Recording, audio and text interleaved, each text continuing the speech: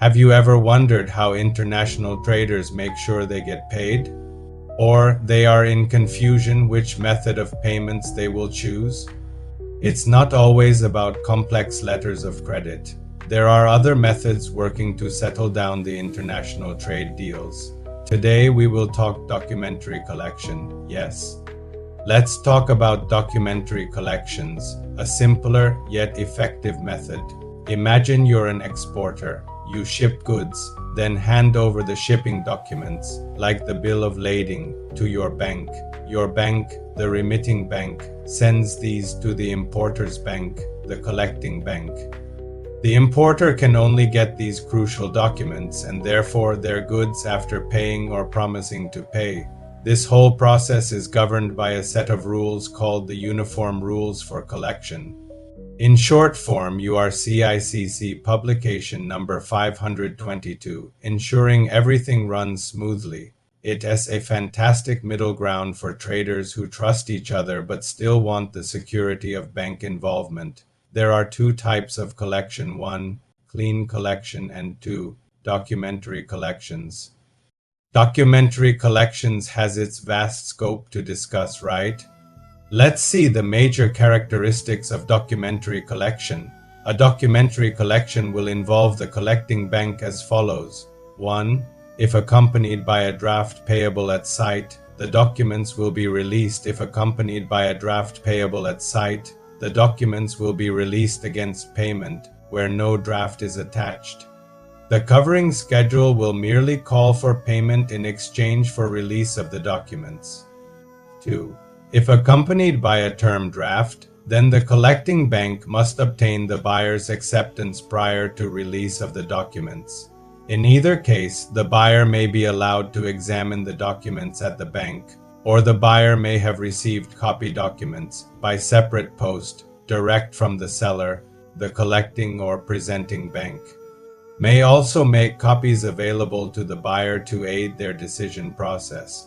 Some buyers and sellers have established electronic means of exchanging PDF format documents for review prior to the arrival of a collection.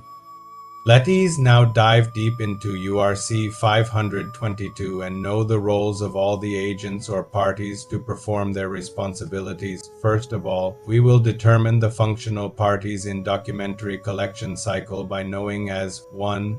The principal is the party who is normally the seller. The principal entrusts the handling of a collection to a remitting bank. 2. The remitting bank is the bank that acts for the seller. It is usually based in the seller's own country and is invariably the seller's own bank. 3.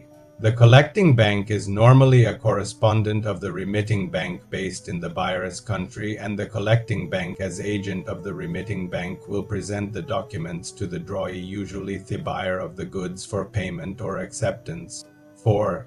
The presenting bank. This is a bank used by the collecting bank, where it has been identified by the collecting bank that the presenting bank is the banker of the drawee and is better placed to approach the drawee with a request for payment or acceptance. It is not common to have a collecting bank and a presenting bank. 5. The drawee is the party requested to pay or accept in accordance with the collection instructions. The drawee is usually the buyer, as the seller and the buyer tie themselves by a contract, and the transaction cycle grows within the legal framework of the contract and ICC rules of URC 522. All parties follow the governing rules and the respective laws accordingly. Article 9 of URC 522 states that banks will act in good faith and will exercise reasonable care when handling a collection instruction. Article 10 states that goods should not be dispatched directly to a bank, nor a transport document evidence that goods are consigned to or consigned to order of a bank without the bank as prior agreement. Where no prior agreement has been given, there is no obligation on the part of the bank to take delivery of the goods. A collecting or presenting bank is under no obligation to take action to store and insure goods, even if there are instructions to that effect in the collection instruction. According to Article 11 of URC 522, a disclaimer declared for the remitting or the collecting bank when they utilize another bank to fulfill the instructions of the principal, and such acts are not carried out by that other bank. Although the banks are not obliged to examine the documents presented in detail, a bank must check that they have received all of the documents listed on the collection instruction and in the number stated. In the event that some documents are missing or additional documents are received that are not listed, then they must advise the party who sent the collection by telecommunication or other expeditious means, without delay. There is a disclaimer on the effectiveness of data appearing within the presented documents, as for example, sufficiency, accuracy, genuineness, falsification, etc., and against any delays or loss of documentation in transit. In URC 522, there are definitions and explanations concerning payments procedures.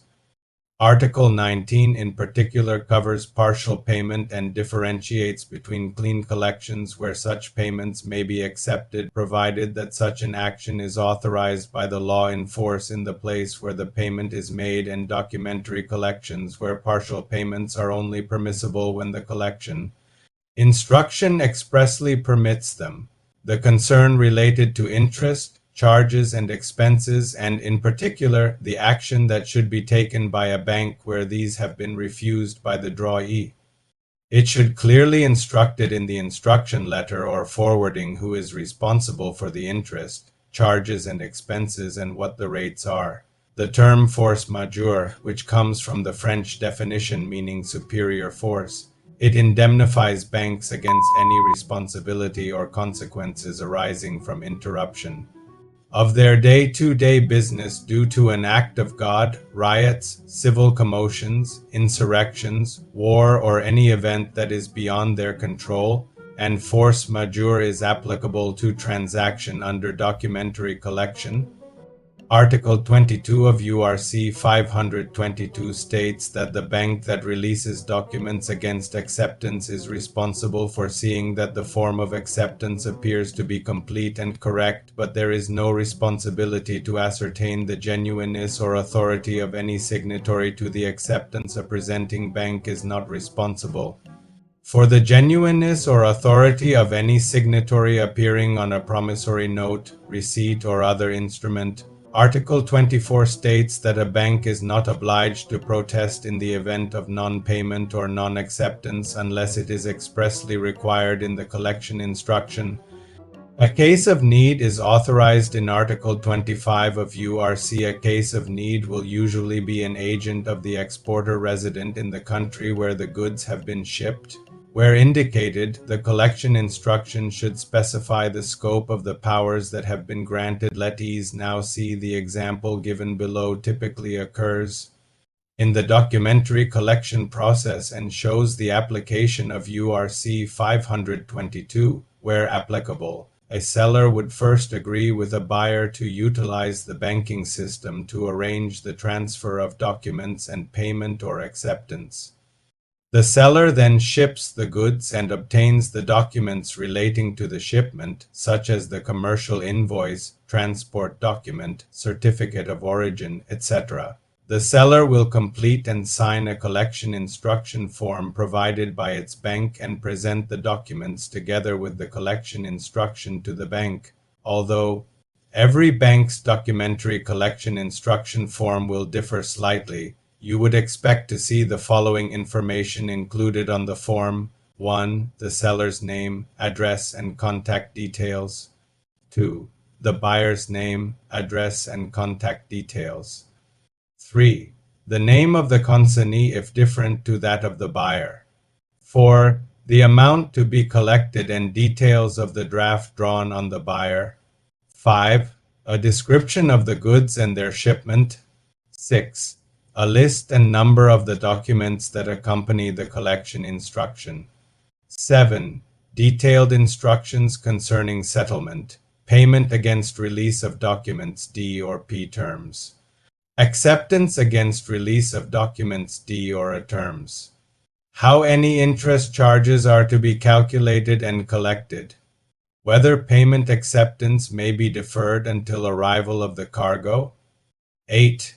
What the collecting or presenting bank must do if payment or acceptance is refused, whether goods are to be warehoused and insured, whether there is a need for protest for non-payment, non-acceptance if that procedure is available in the local jurisdiction. 9. Whether the seller has an agent from whom assistance can be sought in case of need. 10. Whether charges are for the buyer's account and whether or not they may be waived if refused, or whether they would be paid by the seller. The seller will sign the collection form, which would usually contain a declaration to the effect that the bank is not liable for loss or delay due to factors beyond its control, for example, postal delays or loss of documents in transit to the collecting or presenting bank. The following points should be noted. 1. The consignee on a transport document should not be the buyer's bank or any other bank unless prior arrangements have been agreed. 2. Drafts drawn to the seller's order should be blank endorsed. 3. Bills of lading made out to order or to order of the shipper should be endorsed in blank by or on behalf of the named shipper. 4. Instructions to release goods against payment of a term draft, where it is accepted by the buyer but documents are not to be released until the draft is paid. DP terms are technically possible, but are discouraged by ICC 5. The collecting or presenting bank will require a title document such as a negotiable bill of lading to arrange clearance of the goods and storage unless the collecting or presenting bank is the named consignee, provided, of course, the bank is willing to take such action. Any local regulations will have to be complied with, such as those covering import licenses and rules regarding the storage of certain types of cargo. 6. Where terms have been agreed, a draft drawn on the buyer will usually be enclosed with the documents, with details of acceptance terms given on the collection instruction. Where DP terms are agreed, technically a draft is not required, as the documents will be released upon payment by the buyer. Indeed, in some countries where drafts still attract stamp duty, it is best not to enclose them with a collection instruction, thus avoiding payment of expensive pro rata stamp duty. If in agreement with the seller's instructions, the remitting bank will then send its own collection instruction based on the instructions received from the seller to the collecting bank, with confirmation that the collection is subject to the URC 522 rules and accompanied by the documents provided by the principal. They will normally be sent by courier service. As an alternative to a paper-based system, such as that outlined above, a number of sellers will have access to its BankC banking systems, whereby the seller prepares a collection instruction online in the name of the remitting bank, prints the collection instruction and attaches the documents, and sends them to the buyer's bank. The remitting bank will then perform the follow-up messaging with the collecting or presenting bank until the documents are paid or accepted. This procedure is commonly known as an accelerated bill for collection service or a direct collection. Once a bill is accepted, the collecting bank must inform the remitting bank, and once payment thereof is received on the due date, funds, less any charges, will be sent via SWIFT. Every methods of payments in international trade must have some advantages and disadvantages. Some advantages may be marked as follows. 1. A documentary collection can increase the likelihood of payment for the seller, as the buyer may not be able to obtain the goods without payment or acceptance of the collection.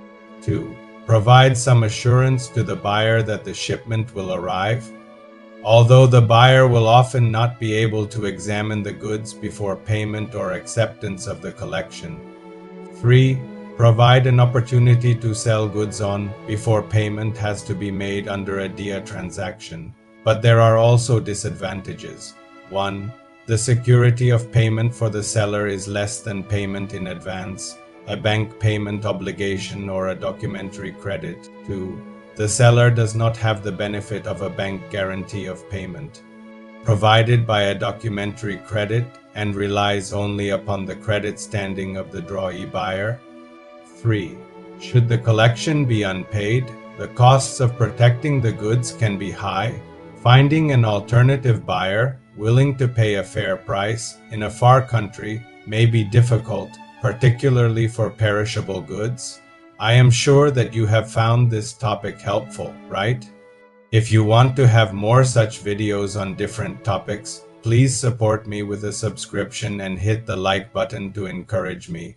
I promise to provide you more insights into the world of trade finance. Thanks for watching.